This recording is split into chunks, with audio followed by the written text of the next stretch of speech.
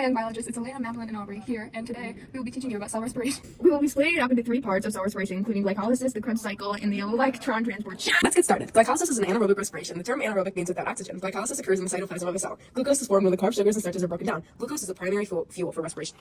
What even is glucose? Glucose is sugar in the simplest form. Anything with the suffix -ose is a form of sugar. Wait, before we go any farther, I know we're talking about cell respiration, but what even is that?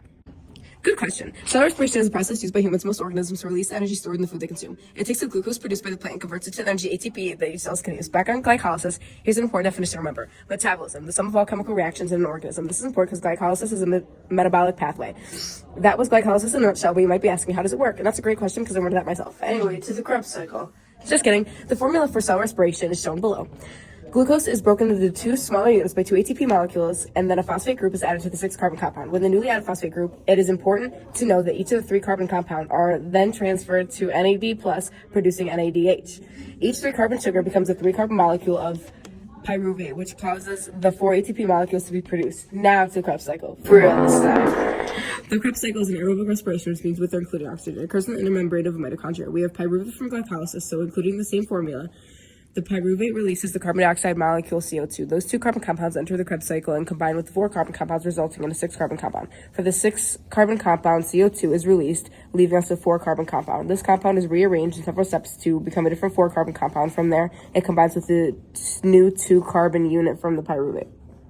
The third and final step that we've learned so far of cellular respiration is the electron transport chain. The electron transport chain is aerobic, which you now know means it contains oxygen. It occurs in the crista of mitochondria. The ADP-ATP cycle has been brought up a few times, so let's elaborate. ATP stands for adenosine triphosphate. The condensation reaction makes energy, while the phosphate transfer uses it in the cycle. In better terms, it makes and breaks the bonds between the third phosphate group and stores the energy.